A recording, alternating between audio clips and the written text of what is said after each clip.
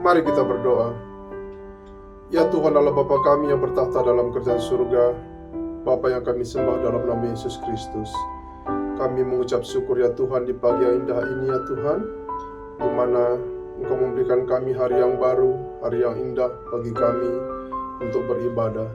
Pada hari ini ya Tuhan, kami akan melakukan ibadah kami di minggu Advent keempat ini ya Bapa. Biarlah kiranya Engkau memberkati kami, anak-anak-Mu yang sudah mempersiapkan diri kami masing-masing untuk beribadah di tempat kami masing-masing. Walaupun kami masih beribadah di tempat kami masing-masing ya Bapa, kami percaya Engkau boleh menghampiri kami, memberkati kami, mengurapi kami dalam ibadah kami ya Bapa. Di pagi hari ini ya Tuhan, kami mohon kekuatan Roh Kudus-Mu agar kami boleh memuji memuliakan nama-Mu dengan sukacita.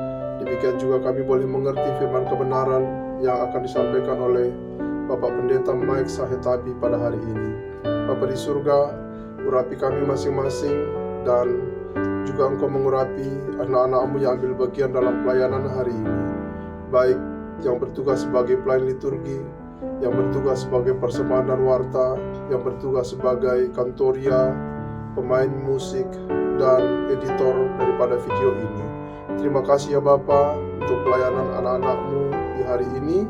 Kiranya pelayanan kami Tuhan kuduskan dan perkenankan, sehingga boleh menjadi alat kemuliaan bagi nama Tuhan.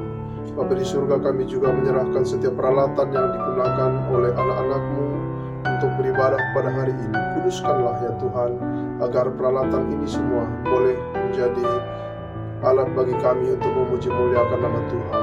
Biarlah Tuhan Kau memberkati ibadah kami di pagi hari ini dari awal pertengahan hingga akhir. Terpuji termulialah nama-Mu, dalam nama Yesus Kristus Tuhan kami berdoa. Haleluya. Amin.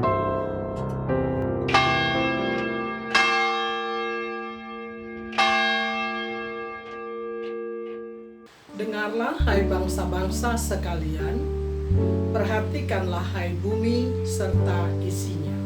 Biarlah Tuhan Allah menjadi saksi terhadap kamu, yakni Tuhan dari bait-Nya yang kudus. Sebab sesungguhnya Tuhan keluar dari tempatnya dan turun berjejak di atas bukit-bukit bumi. Kepadamu ya Tuhan, kuangkat jiwa. Ya Allahku, kepadamu aku datang menyembah.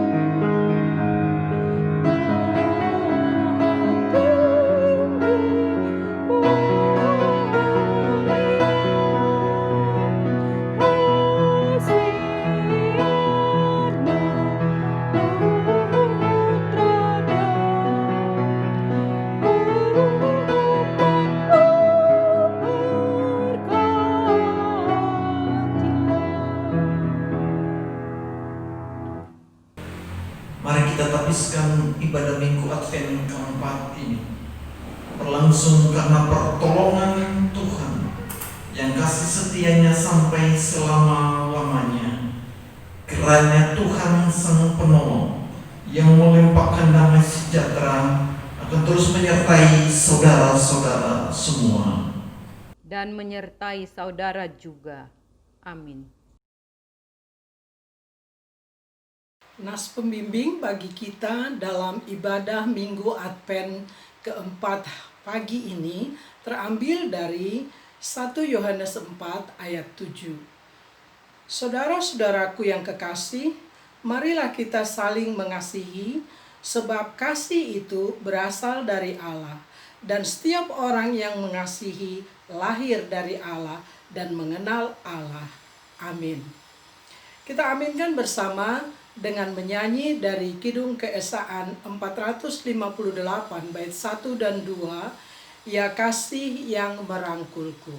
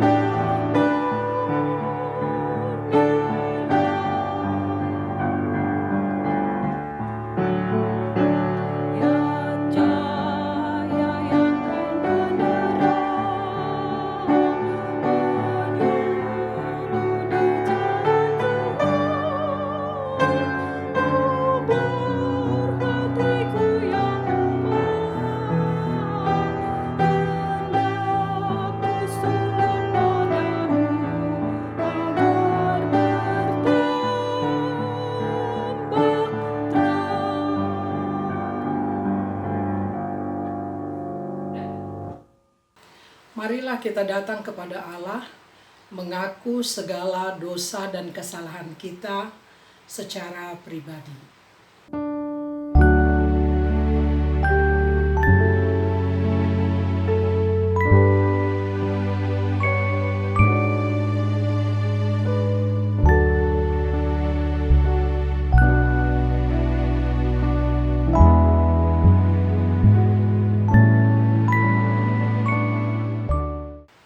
Marilah kita berdoa. Ya Bapa Maha Kudus yang penuh pengasihan, kami mengaku kepadamu bahwa kami telah bersalah, baik dalam pikiran, perkataan, dan perbuatan, serta kegagalan dalam berbuat baik. Seringkali kami sebagai umat tebusan-Mu terbenam dalam kelemahan iman, tidak setia, lalai menuruti perintah-perintah-Mu. Bapa, kami mohon pengasihan-Mu. Kami sebagai jemaat-Mu kerap kali mencemarkan kekudusan Tuhan dalam berjemaat dengan kepudaran pengharapan, dengan perselisihan dan pementingan diri. Kristus, kasihanilah kami. Sebagai gereja, kami sering mengabaikan perintah-Mu dengan menutup diri. Kesaksian sebagai gereja kabur, kesetiaan melayani terhalang oleh dalih-dalih kami. Roh Kudus, kasihanilah kami. Kami mohon ampun atas segala salah dan dosa kami. Sucikanlah kami oleh karena kasih-Mu. Baharuilah kami senantiasa dengan kuasa Roh-Mu yang kudus. Dalam Yesus Kristus Juru Selamat, sesuai janji-Mu. Amin. Cepat saya mengundang bangkit berdiri dan kita akan mendengarkan berita anugerah daripada Allah.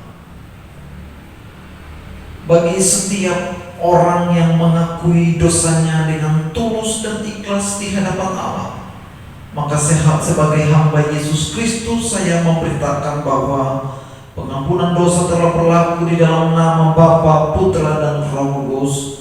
Sebab beginilah firman Tuhan dalam 2 Korintus 1 ayat 21 hingga ayat 22 bunyinya, sebab Dia yang telah meneguhkan kami bersama-sama dengan kamu di dalam Kristus adalah Allah yang telah mengurapi, memeteraikan tanda miliknya atas kita, dan yang memberikan Roh Kudus di dalam hati kita sebagai jaminan dari semua yang telah disediakan untuk kita. Demikianlah berita anugerah dari Tuhan. Amin.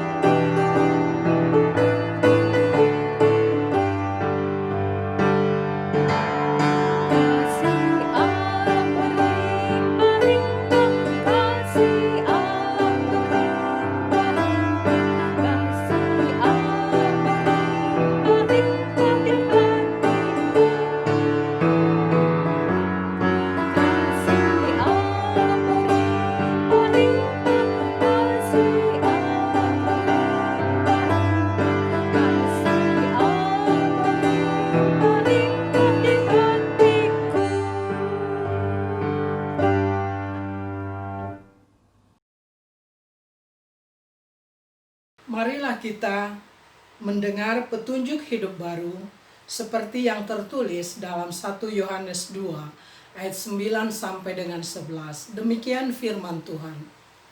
Barang siapa berkata bahwa ia berada di dalam terang, tetapi ia membenci saudaranya, ia berada dalam kegelapan.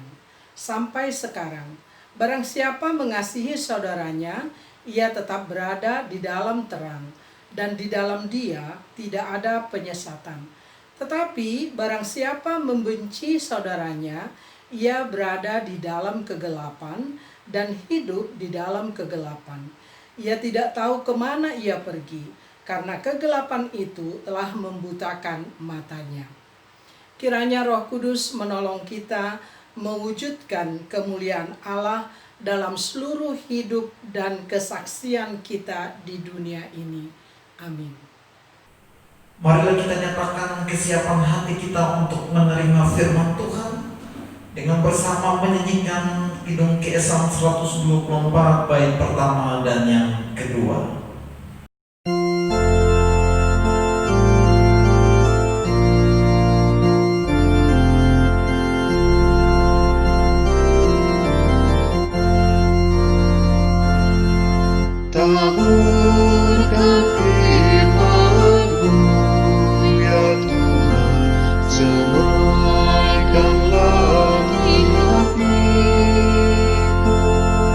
Siramilah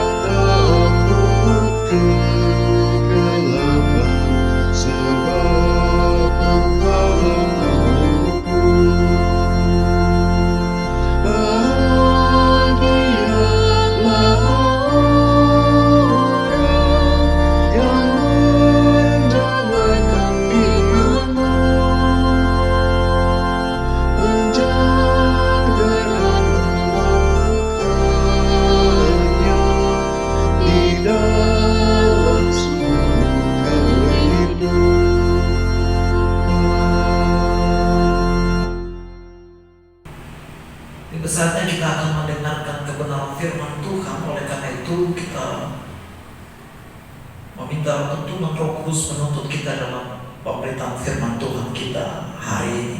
Mari kita berdoa. Terpujilah Kristus firman Allah yang hidup, yang telah menuntun, memimpin, menyertai kami sampai memasuki masa Minggu Adventus keempat hari ini Tuhan. Dan saat ini kami akan mendengar Allah berbicara secara pribadi lewat kebenaran firman-Mu. Sehingga tatkala firman ini kami baca, kami dengar, kami renungkan, kami menangkap isi hati Allah. Dan kami melakukan itu sehingga kami mempersiapkan diri kami betul-betul dalam menyambut kedatangan Kristus yang kedua kali. Roh Kudus urapi kami, berbicara di hati kami, sehingga firman ini tidak berlalu begitu saja. Dalam Kristus firman Allah yang hidup, berbicaralah kami siap mendengar. Amin. Pembacaan firman Tuhan kita hari ini, Bapak Ibu kekasih Tuhan, terambil dari kitab Kudus Perjanjian Baru, yakni 1 Yohanes 4 ayatnya yang ke-7 hingga ayatnya yang ke-21. 1 Yohanes 4 ayatnya yang ke-7 hingga ayatnya yang ke-21. Demikianlah firman Tuhan. Kalau sudah menemukannya, saya akan membacakan bagi kita bersama-sama dalam 1 Yohanes pasal 4 ayat 7 hingga ayatnya yang ke-21. Kalau sudah menemukan kebenaran firman Tuhan, saya akan membaca lalu kita akan menyimak, mendengar, merenungkan bersama-sama pembacaan firman Tuhan. Demikianlah firman Tuhan. Allah adalah kasih. Saudara-saudaraku yang kekasih, marilah kita saling mengasihi, sebab kasih itu berasal dari Allah. Dan setiap orang yang mengasihi lahir dari Allah dan mengenal Allah. Barang siapa tidak mengasihi, ia tidak mengenal Allah, sebab Allah adalah kasih. Dalam hal inilah kasih Allah dinyatakan di tengah-tengah kita, yaitu bahwa Allah telah mengutus anaknya yang tunggal ke dalam dunia supaya kita hidup olehnya. Inilah kasih itu, bukan kita yang telah mengasihi Allah, tetapi Allah yang telah mengasihi kita dan yang telah mengutus anaknya sebagai pendamaian bagi dosa-dosa kita. Saudara-saudaraku yang kekasih, jikalau Allah sedemikian mengasihi kita, maka haruslah kita juga saling mengasihi. Tidak ada seorang pun yang pernah melihat Allah. Jika kita saling mengasihi, Allah tetap di dalam kita dan kasih-Nya sempurna di dalam kita. Demikianlah kita ketahui bahwa kita tetap berada di dalam Allah dan Dia di dalam kita. Ia telah mengaruniakan kita mendapat bagian dalam Roh-Nya. Dan kami telah melihat dan bersaksi bahwa Bapa telah mengutus anaknya menjadi juru selamat dunia. Barang siapa mengaku bahwa Yesus adalah anak Allah, Allah tetap berada di dalam Dia dan Dia di dalam Allah. Kita telah mengenal dan telah percaya akan kasih Allah kepada kita. Allah adalah kasih. Dan barang siapa tetap berada di dalam kasih, ia tetap berada di dalam Allah dan Allah di dalam Dia.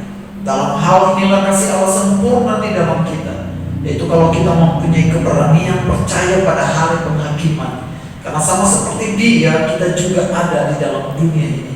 Di dalam kasih tidak ada ketakutan. Kasih yang sempurna melenyapkan ketakutan, sebab ketakutan mengandung hukuman, dan barang siapa takut, ia tidak sempurna di dalam kasih. Kita mengasihi karena Allah lebih dahulu mengasihi kita. Jika seorang berkata, aku mengasihi Allah, dan ia membenci saudaranya, maka ia adalah pendusta. Karena barang siapa tidak mengasihi saudaranya yang dilihatnya, tidak mungkin mengasihi Allah yang tidak dilihatnya. Dan perintah ini kita terima dari Dia. Barang siapa mengasihi Allah, ia harus juga mengasihi saudaranya. Demikianlah pembacaan firman Tuhan. Terpujilah Tuhan Yesus Kristus. Yang berbahagia adalah Bapak Ibu dan saya yang mendengarkan firman Allah serta memeliharanya. Maranatha.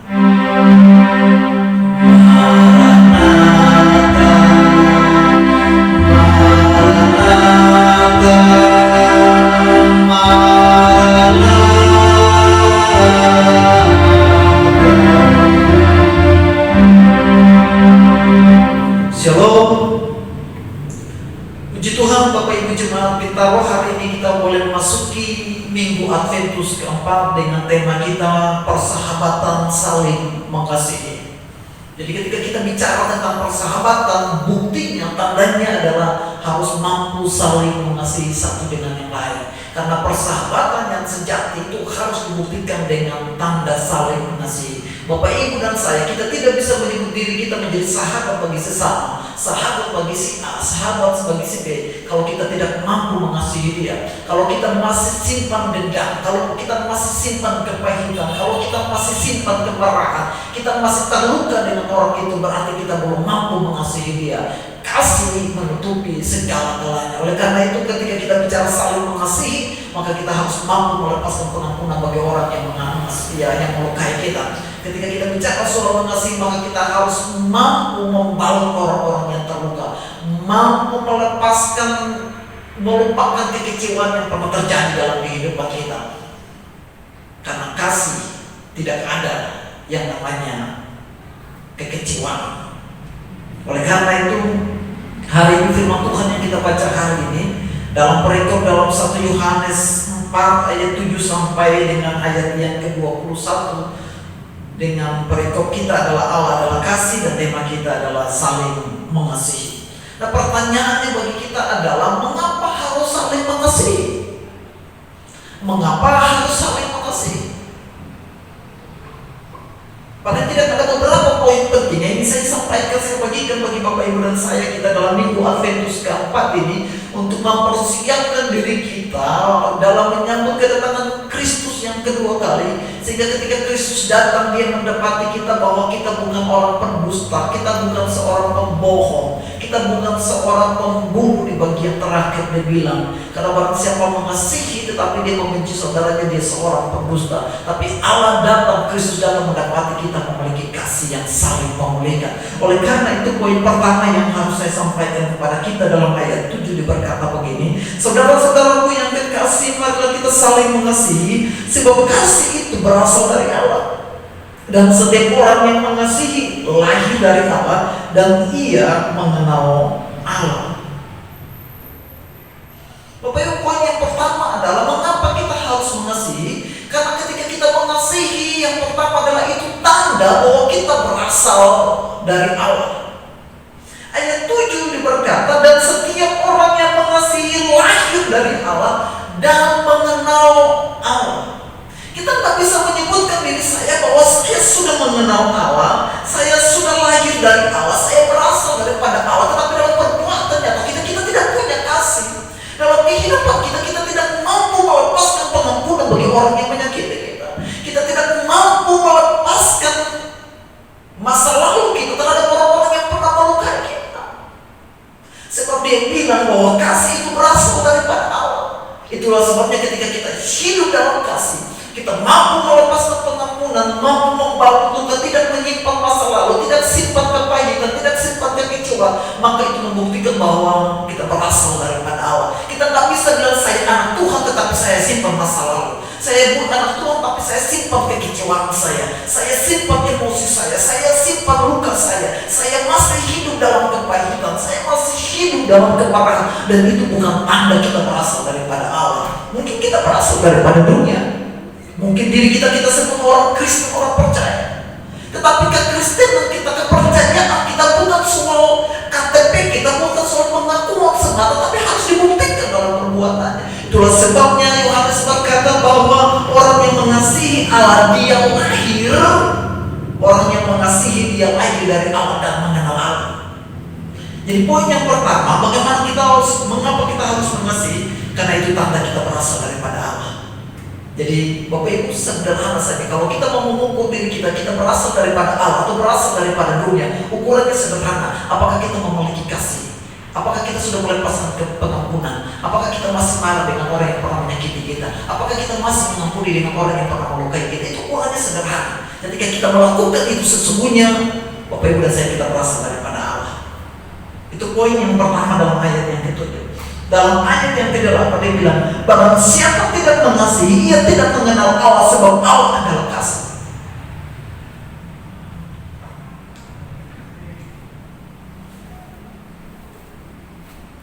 Ayat yang ke-8 dia berkata begini. Saya membunyikan ulang sekali lagi. Barang siapa tidak mengasihi, ia tidak mengenal Allah, sebab Allah adalah kasih. Nah, Bapak Ibu kekasih Tuhan, poin yang kedua yang ingin saya sampaikan buat kita adalah ketika kita mengasihi, maka kita mengenal Allah. Kalau poin pertama, mengapa kita harus mengasihi, sebagai itu tanda bahwa kita berasal daripada Allah. Yang kedua, mengapa kita harus mengasihi, karena itu tanda kita mengenal Allah. Bapak Ibu kekasih Tuhan, pengenalan akan Allah bukan karena kita menjadi orang Kristen. Pengenalan akan Allah bukan karena kita datang ke gereja. Pengenalan akan Allah bukan karena kita beribadah setiap minggu di rumah, di gereja kita, tidak. Tetapi pengenalan akan Allah harus dinyatakan, dibuktikan dengan tanda bahwa kita mampu mengasihi sesama kita. Sebab bagaimana kita katakan kita mau mengenal Allah yang tidak kelihatan, sedangkan sesama kita yang kelihatan saja kita tidak mampu mengasihi dia. Bagaimana mungkin kita mengasihi Allah yang tidak kelihatan, sedangkan sesama kita yang kelihatan, jadi kita tidak mengasihi dia. Jadi pengenalan akan Allah itu bisa diukur apakah kita sanggup mengasihi sesama kita atau tidak. Apalagi di tengah-tengah pandemi COVID-19, ada banyak orang yang mengalami kekurangan, ada banyak orang hidup dalam kesulitan, ada banyak orang yang putus kerja, ada banyak orang yang takut terhadap pekerjaan yang di PHK, terhadap ekonomi mereka. Apakah kita mampu mengasihi orang-orang demikian? Apakah kita hadir dan berbagi dengan mereka atau tidak? Atau justru karena kita menjauhkan diri, kita hidup dalam kenyamanan kita sendiri, hidup untuk kepentingan diri sendiri, kita mengasihi diri sendiri, keluarga, itu sudah selesai. Padahal kita bilang ayat 8 berkata, barang siapa tidak mengasihi, ia tidak mengenal Allah. Itu berarti kalau kita tidak mengasihi sesama kita, kita tidak mengenal Allah. Karena kenapa? Karena di ayat itu dibicara Allah adalah kasih.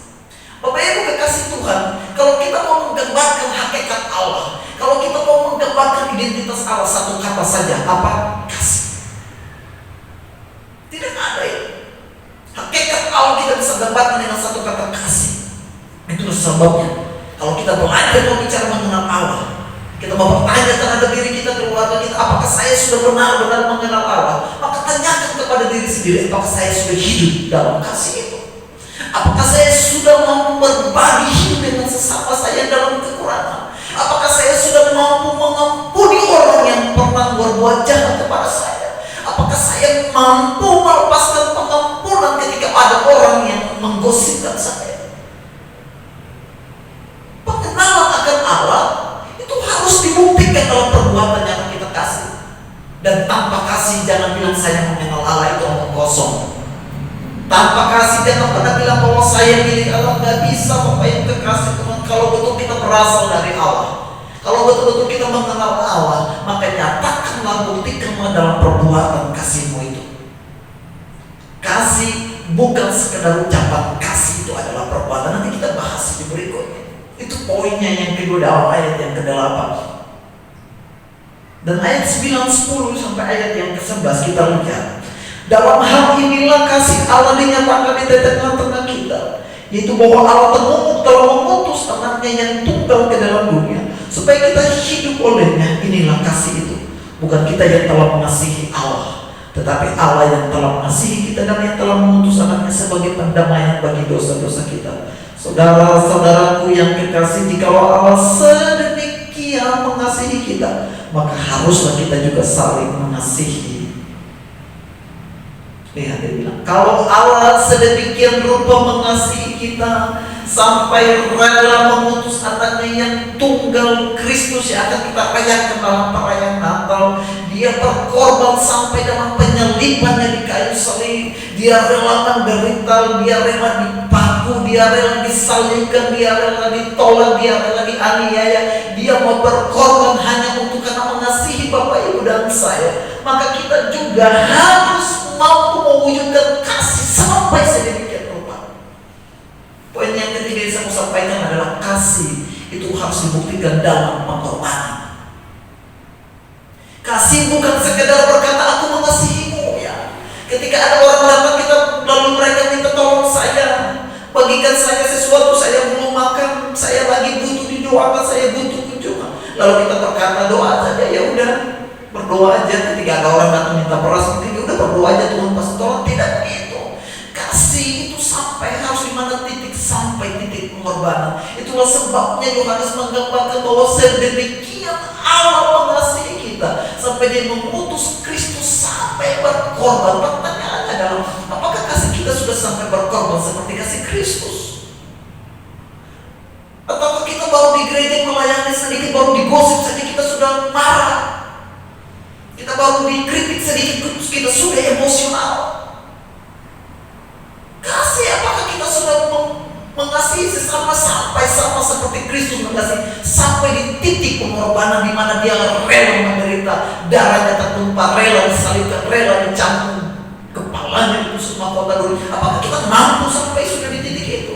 Kasih harus sampai di titik pengorbanan. Jadi kalau kita mampu berkorban bagi sesama kita, kita perlu mampu berkorban keuangan kita, mampu berkorban hati kita, waktu kita, tenaga kita bagi sesama kita. Jangan katakan saya sudah mengasihi, karena kasih bukan perkataan, kasih bukan slogan.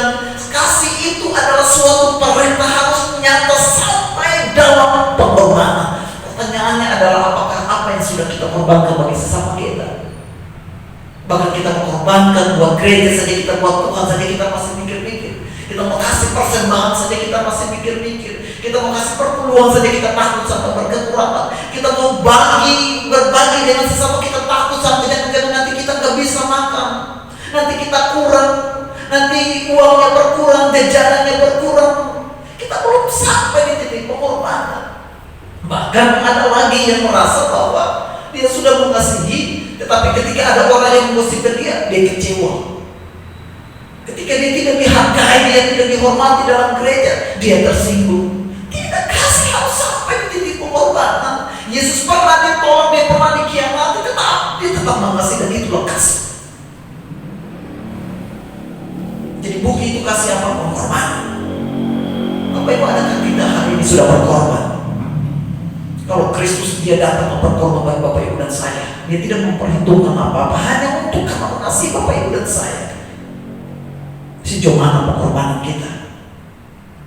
Apakah kita mampu berkorban seperti Kristus?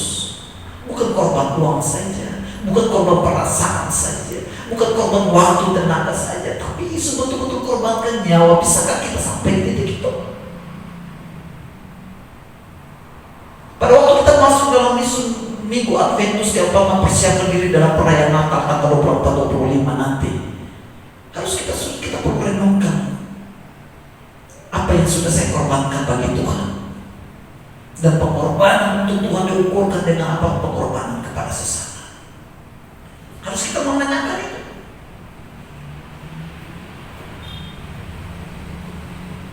Yang keempat, Bapak Ibu kekasih Tuhan, ayat 12 dia berkata begini: tidak ada seorang pun yang pernah melihat Allah.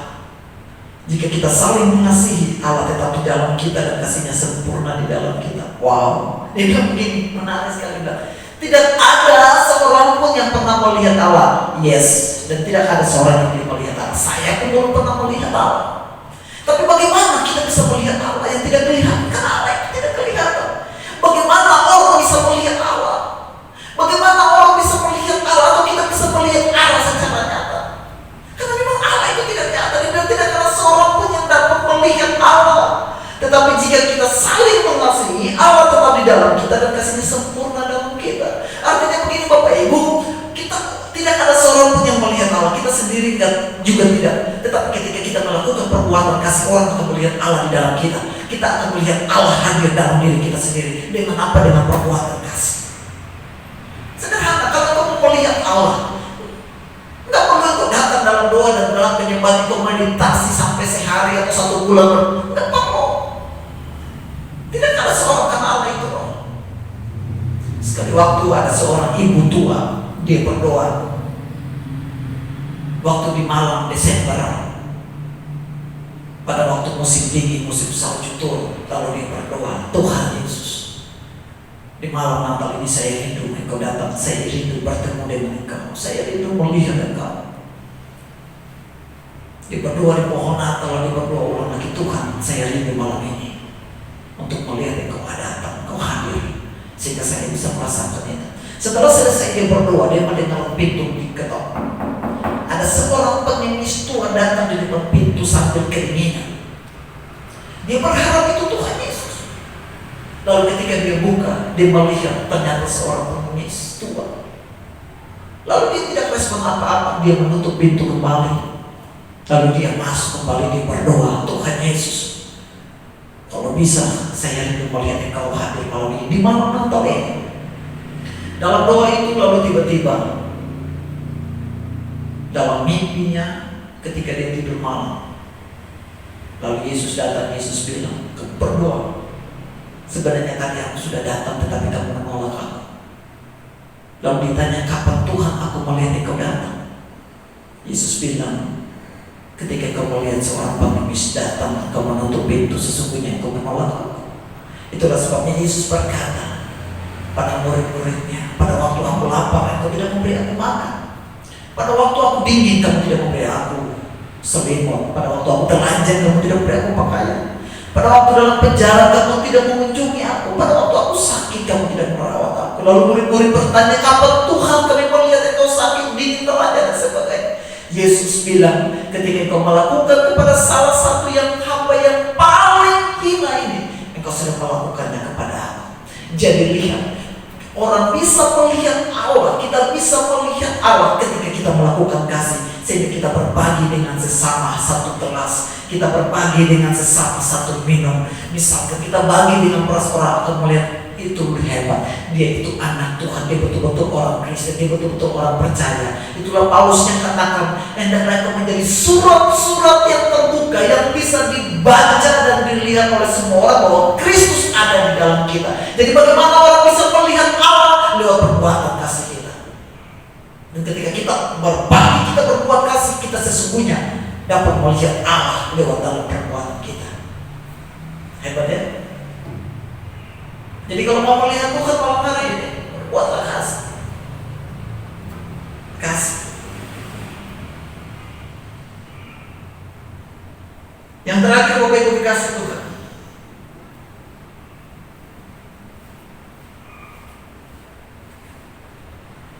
Ayat 17, ayat 18. Dia berkata begini. Dalam hal inilah kasih Allah sempurna di dalam kita. Itu kalau kita mempunyai keberanian percaya pada hari penghakiman. Karena sama seperti Dia, kita juga ada di dalam dunia ini. Di dalam kasih tidak ada ketakutan. Kasih yang sempurna melenyapkan ketakutan. Sebab ketakutan mengandung hukuman. Dan barang siapa takut ia tidak sempurna di dalam kasih. Kita mengasihi karena Allah lebih dahulu mengasihi kita. Ayat itu bilang begitu. Yang terakhir yang saya mau rangkumkan adalah kasih. Itu sebagai dasar keberanian kita menghadapi penghakiman Allah. Ayat 17 dibilang, di dalam kasih yang sempurna itu kita mempunyai keberanian percaya pada hari penghakiman. Tidak ada ketakutan, sebab kasih melenyapkan ketakutan. Apa yang kita mau takutkan ketika dalam penghakiman nanti? Karena pada waktu penghakiman itu datang, masing-masing Bapak Ibu dan saya, kita mempertanggungjawabkan perbuatan-perbuatan kita, dan kita berani menghadapi takhta pengadilan Allah karena kita punya dasar yang kokoh, yaitu perbuatan kasih yang nyata dalam kehidupan kita dari hari ke hari. Sehingga kita tidak takut dalam menghadapi penghakiman.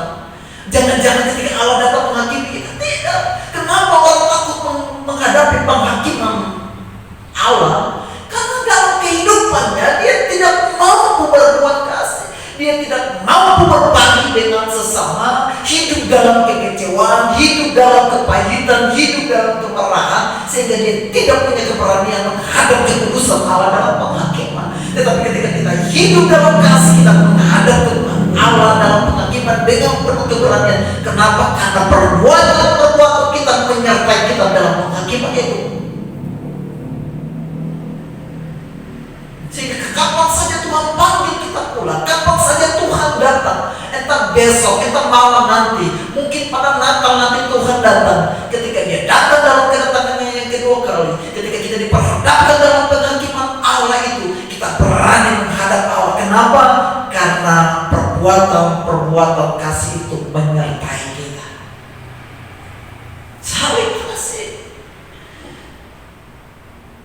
kalau kita bicara soal kasih dalam 1 Korintus 13, kasih itu apa? Kasih itu sabar, kasih itu murah hati, kasih itu lemah lembut, dia gak tersinggung, dia gak cemburu, dia gak simpan kepahitan, dia tidak melakukan yang tidak sopan, dia berbagi segala sesuatu dengan sesamanya, bahkan rela menyerahkan hidupnya kepada sesamanya. Itu bicara soal kasih. Dan ketika kita melakukan itu, maka kita punya dasar yang kokoh, alasan yang kuat ketika kita menghadap tahta pengadilan Allah. Tidak ada ketakutan sama sekali. Kenapa? Karena kita melakukan perintah Allah. Itulah sebabnya Yesus katakan dalam Yohanes 15 mengapa? Jika engkau mengasihi aku, maka engkau harus melakukan segala perintah yang aku katakan. Sehingga kalau ketika kita mengasihi, kita punya keberanian. Gak ada ketakutan Bapak Ibu kekasih Tuhan. Tidak ada yang takut.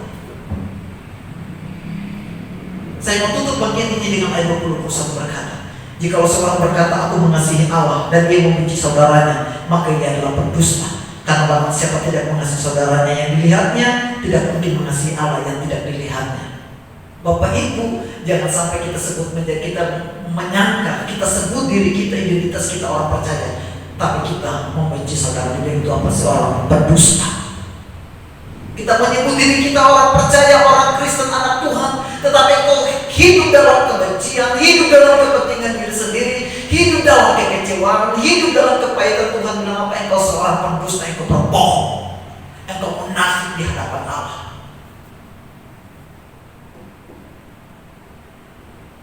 Dan di penghujung tahun 2020 dalam minggu Adventus yang keempat, mari kita introspeksi evaluasi kehidupan kita.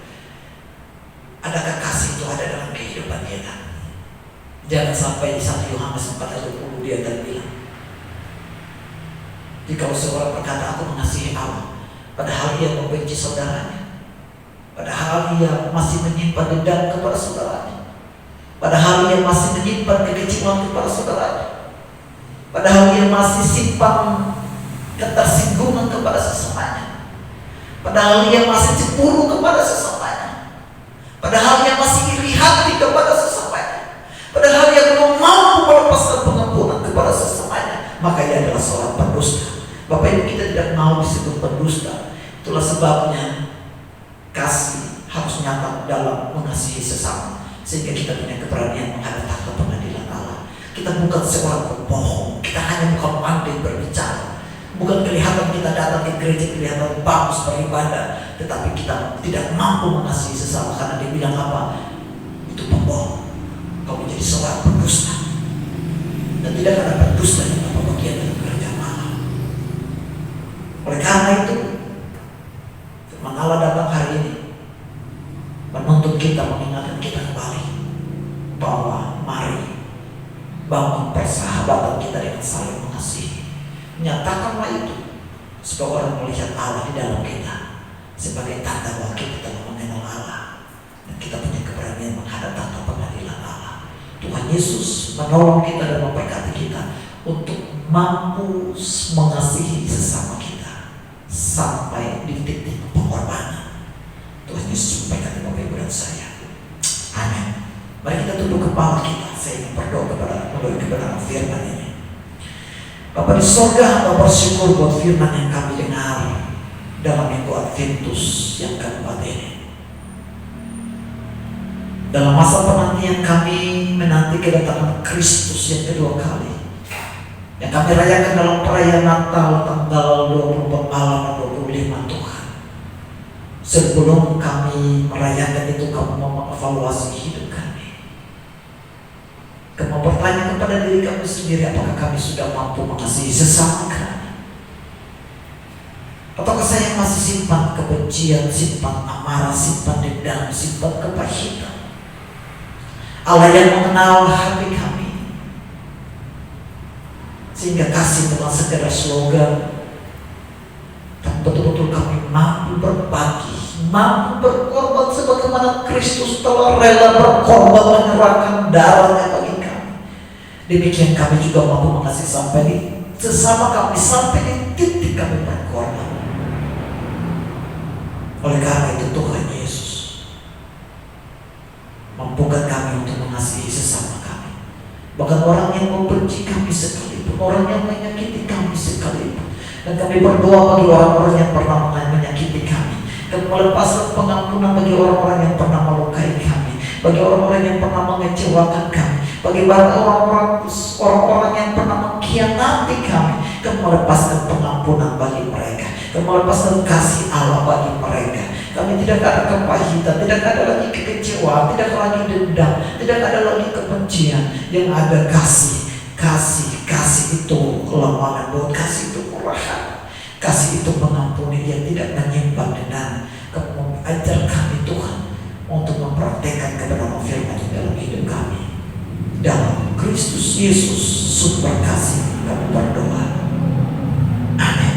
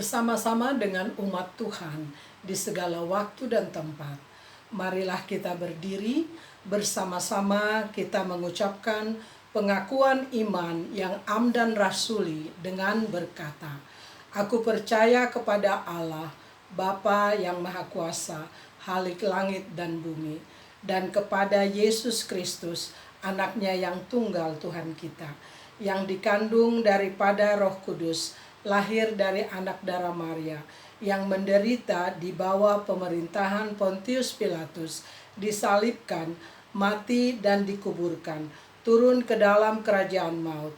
Pada hari yang ketiga, bangkit pula dari antara orang mati, naik ke sorga, duduk di sebelah kanan Allah, Bapa yang Maha Kuasa, dan akan datang dari sana untuk menghakimi orang yang hidup dan yang mati.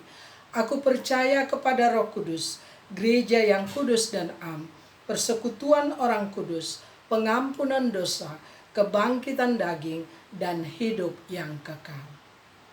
Jemaat dipersilakan duduk kembali. Mari kita menghadap Tuhan dalam syafaat kita bersama, kita berdoa. Dan pujilah Tritunggal Allah dalam Kristus Yesus yang telah menuntun menyertai kami sampai pada masa raya Adventus keempat ini Tuhan. Umat-Mu boleh ada dalam kasih dan setia Tuhan dalam pemeliharaan Allah. Dan Hamba berdoa menyerahkan umat-Mu secara khusus di Jemaat Bintaro, setiap keluarga mulai dari yang kecil sampai lansia. Tuhan mengenal setiap umat-Mu dengan segala pergumulan hidup mereka, yang dalam kekurangan Tuhan cukupi segala kebutuhan makan minum pakaian mereka, yang dalam kelemahan fisik Allah datang jamah sembuhkan pulihkan mereka, yang sedang dalam pergumulan hidup berat Tuhan, Engkau berikan mereka kekuatan dan pengharapan untuk menghadapi setiap persoalan yang terjadi, yang sedang mencari pasangan hidup Allah berikan pasangan hidup yang sepadan, yang takut akan Allah, yang sedang bergumul dengan hari tua mereka, Allah menggendong mereka sampai masa putih rambut-Mu karena itu janji-Mu. Yang sedang mencari pekerjaan, Tuhan berikan pekerjaan yang terbaik bagi umat-Mu. yang sedang dalam membangun usaha bisnis mereka, Allah buat itu berhasil. Tuhan berkati rumah tangga memulihkan setiap hubungan suami dan istri, memulihkan hubungan orang tua dan anak, sehingga setiap keluarga tatkala memasuki perayaan Natal nanti, mereka memasuki dengan sukacita dalam pemulihan bersama dengan keluarga mereka. Bapak berdoa Tuhan berkati seluruh umat-Mu senantiasa. Keluar masuk mereka Tuhan jaga, lindungi, tuntun, pimpin sertai mereka. Bakul-bakul adonan mereka terisi penuh, lumbung-lumbung mereka berlimpah-limpah dengan berkat daripada Allah menyertai umat-Mu senantiasa. Secara khusus berdoa bagi setiap pelayan Tuhan di tempat ini Tuhan. Mulai dari Gembala Sidang Ibu Pendeta Iren, Tuhan memberkati hamba-Mu bersama suami dan anak dalam pelayanannya. Tuhan berikan hikmat, kekuatan, kesehatan, umur panjang senantiasa. Tuhan cukupi segala kebutuhan hamba-Mu dalam keluarga, bahkan seluruh para penatua, para pengurus-pengurus di komisi-komisi baik kategorial non kategorial. Allah memberkati mereka dengan segala kecukupan. Berkat Tuhan menyertai rumah tangga, berkati suami, istri, anak-anak, cucu, mantu mereka. Mereka yang telah mempersembahkan hidup untuk melayani Tuhan. Allah yang punya pekerjaan yang akan membalaskan itu semua bagi hamba-hamba. Terima kasih Tuhan. Berdoa Tuhan secara khusus bagi setiap anak-anak Tuhan yang bersukacita dalam minggu ini. Berdoa bagi Ibu Anik, bagi Ibu Rosita, Saudara Theo, Ibu Reta, Ibu Bintang dengan bertambah usia dalam Kristus Yesus. Tuhan berkati mereka di usia yang baru. Biar dalam usia yang baru mereka terus bertumbuh dalam pengenalan akan Allah, dalam kasih Allah, dan apa yang menjadi doa dan harapan mereka Allah jawab, Allah kabulkan, Allah pimpin mereka dalam masa depan mereka. Bahkan yang sedang dalam keadaan sakit Tuhan Allah jamah setiap anak-anak Tuhan yang dalam keadaan sakit. Ibu Alida Semenjuntak, Ibu Hildia Rubis, Ibu Wati Salim, Bapak Budiono Salim, Bapak Iliam Ilinutu, Ibu Mary Tanjaya, Bapak Burdat, Ibu Christine Hutagalong, Guru Tobing, Bapak Peter Semenjuntak, Ibu Iriana, Ibu Teulang Tambunan, Pendeta Caroline Lukulalang, Bapak Tunggul Tambolon dalam Kristus Yesus. Tuhan Allah jamah sembuhkan, pulihkan mereka secara total, bahkan yang sedang dalam pemulihan. Bagi Ibu Irwanti Kasini, Ibu Albertina Benturi, Ibu Melania Yeni, Bu Marbun, Ibu Rosdiana Sianipar, Ibu Kristina Odat, Oma Lisa Rajalado, Bapak Maruli Tua Segala, Diaken Linda Simatau, Ibu Norlan Sinaga Buru Simbolon, dalam Kristus Yesus Allah yang datang memulihkan kesehatan, memulihkan kekuatan dan pengharapan mereka, sehingga mereka melihat dan merasakan kasih dan karya Tuhan dalam kehidupan mereka. Terima kasih Tuhan, hamba serahkan semua anak-anak Tuhan yang dalam pergumulan ini secara khusus, bahkan bagi seluruh program-program gereja-Mu di Jemaat Bintaro. Tuhan memberkati dalam menyongsong perayaan Natal dan akhir tahun. Tuhan Allah memberkati sehingga lewat perayaan Natal akhir tahun umat-Mu terus merasakan kasih dan kehadiran Allah dalam kehidupan mereka. Terima kasih Tuhan Yesus. Hamba serahkan seluruh majelis sinode Gereja Kristen Ekumene di Indonesia.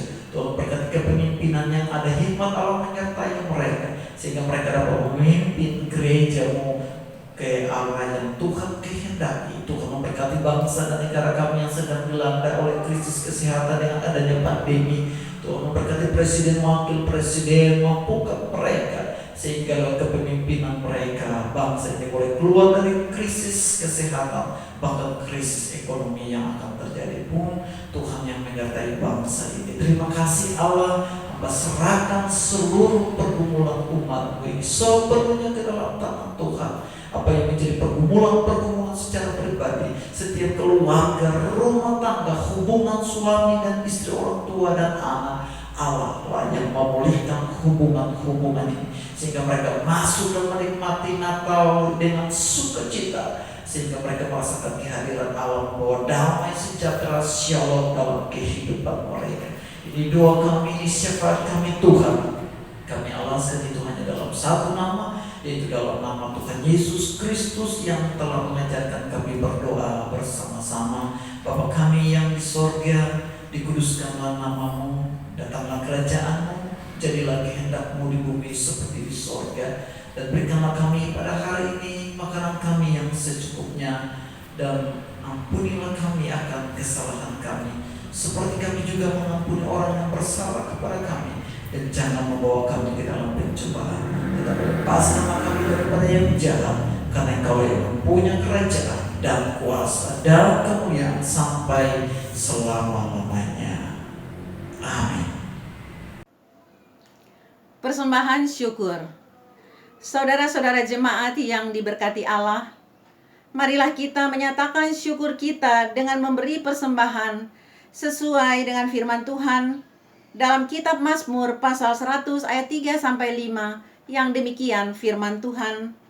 Ketahuilah bahwa Tuhanlah Allah, Dialah yang menjadikan kita dan punya Dialah kita, umatnya dan kawanan domba gembalaannya.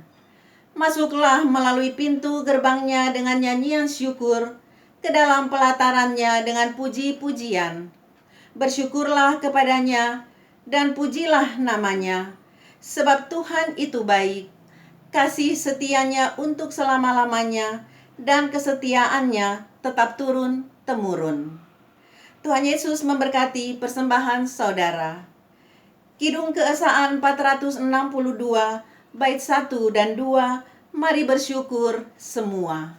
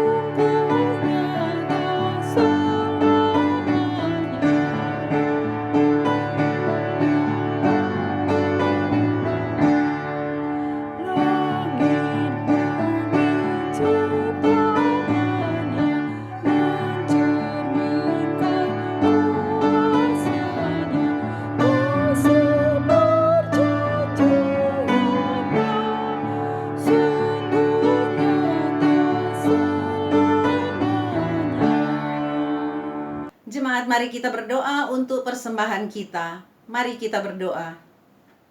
Sekarang ya Allah, kami bersyukur kepadamu dan memuji namamu yang agung itu. Sebab siapakah kami ini, sehingga kami mampu memberikan persembahan sukarela seperti ini? Sebab daripadamulah segala-galanya, dan dari tanganmulah sendiri persembahan yang kami berikan kepadamu. Amin. Warta Jemaat. Mohon perhatian untuk beberapa pokok warta jemaat seperti yang sudah ada di tangan Bapak Ibu Saudara sekalian. Majelis dan seluruh jemaat GKO Bintaro Jaya mengucapkan selamat datang dan selamat beribadah kepada Bapak Ibu Saudara sekalian. Kiranya ibadah dan pelayanan firman pada pagi hari ini boleh menjadi berkat bagi kita semua. Ucapan selamat berbahagia. Majelis dan seluruh jemaat GKO Bintaro Jaya mengucapkan selamat hari ulang tahun kepada Ibu Linda Marni Manurung, Ibu Vera Sukanta, Saudari Desi Natalia Tampu Bolon, Bapak Abedneju Wowiling, Ibu Lili Sudarwati Mahulete, dan Ibu Emi Nurjati.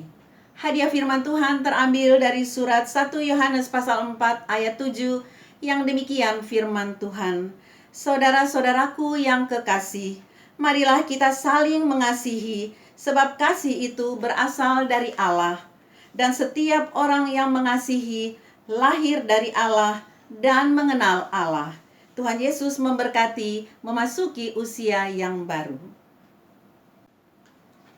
Pengumuman 1. Persembahan dalam setiap ibadah keluarga atau ibadah minggu di rumah masing-masing dapat menggunakan QR Code atau transfer melalui rekening CIMB Niaga GKO Bintaro Jaya. 2. Dalam masa pandemi COVID-19 ini, marilah kita melaksanakan himbauan pemerintah dengan 3M yang wajib dituruti. Memakai masker yang efektivitasnya tinggi, mencuci tangan dengan sabun, menjaga jarak minimal 1,5 meter. 5R yang harus dihindari: rapat tidak melebihi 40% kapasitas ruangan, ruangan tertutup, beramai-ramai, ngerumpi, dan ribut. Terima kasih atas perhatiannya. 3. Ibadah malam Natal 24 Desember dan ibadah malam akhir tahun 31 Desember 2020 akan dilaksanakan dengan Zoom meeting. Mohon kehadiran jemaat. 4. Sehubungan dengan ibadah malam Natal 24 Desember pukul 19 WIB melalui Zoom meeting, masing-masing keluarga dapat menyiapkan lilin untuk kebutuhan ibadah. 5. Gembala Sidang Pendeta Iren Monalisa Tetelepta sedang menjalankan cuti tahunan dari tanggal 10 Desember sampai 23 Desember 2020. Bagi jemaat yang membutuhkan pelayanan khusus dapat menghubungi majelis wilayah masing-masing. Selama cuti, Gembala Sidang Pendeta Konsulen adalah Pendeta Jenny Victoria Telehala STH. 6.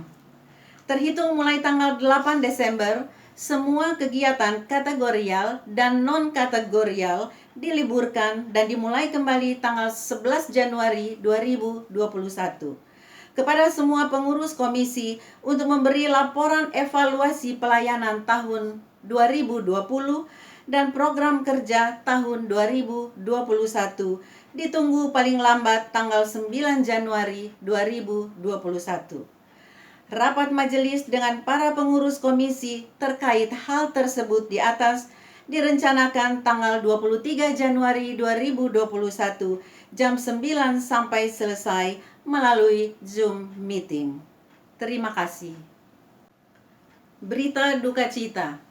Telah dimuliakan Bapa di surga, Bapak terkasih, pada hari Jumat 11 Desember 2020 di Sanggau, almarhum Bapak Pendeta Celik Selan dalam usia 54 tahun. Beliau adalah Gembala Sidang Jemaat di Tunggul Boyo, Sanggau, Kalimantan Barat.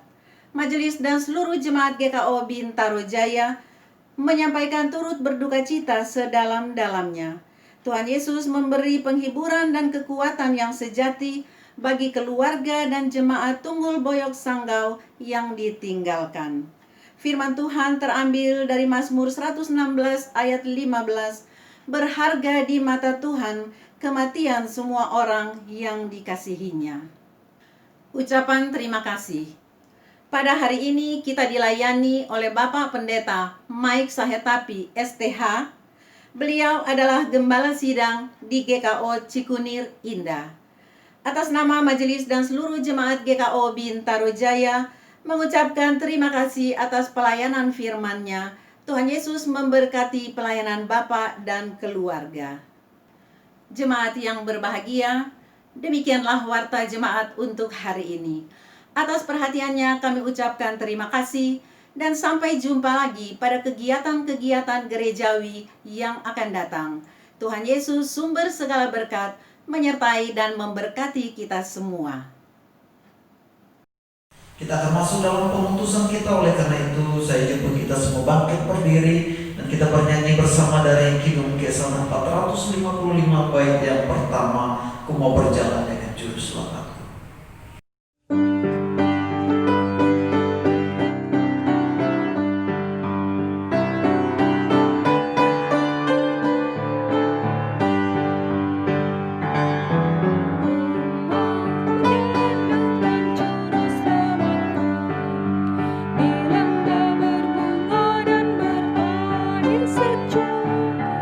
Ya kemana juga aku mau mengikutnya.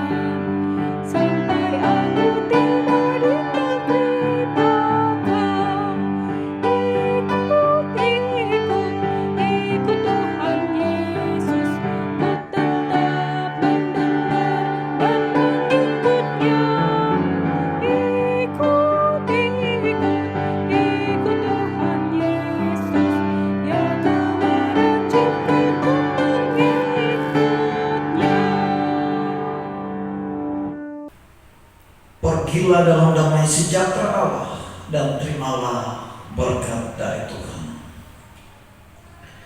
Allah Bapa sumber pengharapan memenuhi saudara dengan segala sukacita dan damai sejahtera dalam iman akan Yesus Kristus serta oleh kekuatan Roh Kudus kamu berlimpah-limpah dalam pengharapan kini dan selama-lamanya.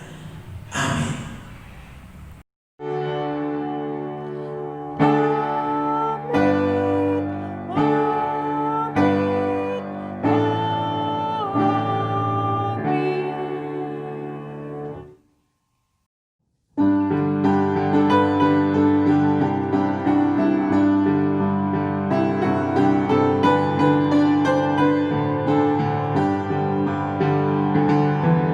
Bersama juru selamat hatiku teguh di lembah dan bukit yang perlu ku tempuh. Tuhanku membimbing aku pada jalannya yang menuju rumah Allah yang kekal. Ikut Tuhan Yesus, ku tetap mendengar dan mengikutnya. Ikut Tuhan Yesus, ya kemana juga ku mengikutnya. Saudara-saudara jemaat, ibadah Minggu Advent keempat telah selesai. Selamat mempersiapkan diri dalam menyambut Natal 24 malam dan 25, dan selamat akhir tahun dan tahun baru 2021. Tuhan Yesus memberkati Bapak Ibu. Selamat hari Minggu. Tuhan Yesus memberkati. Tuhan Yesus memberkati. Shalom.